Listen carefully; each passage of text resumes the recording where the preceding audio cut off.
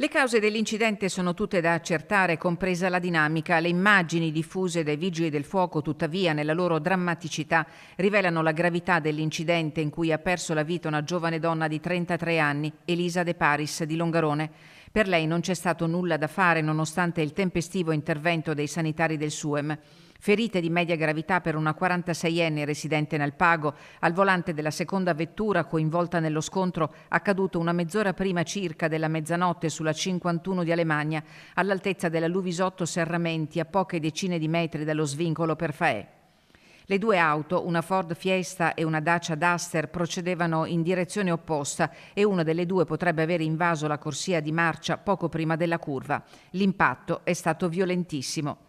L'allarme ha mobilitato le squadre dei pompieri del comando di Belluno e del distaccamento volontari di Longarone, che hanno messo in sicurezza l'area e i veicoli coinvolti, collaborando con il personale sanitario nelle operazioni di soccorso che hanno richiesto l'interdizione totale del traffico per tutta la durata dell'intervento. Le operazioni si sono protratte fino alle prime ore della notte. Ai carabinieri il compito di ricostruire la dinamica alla luce dei rilievi di competenza.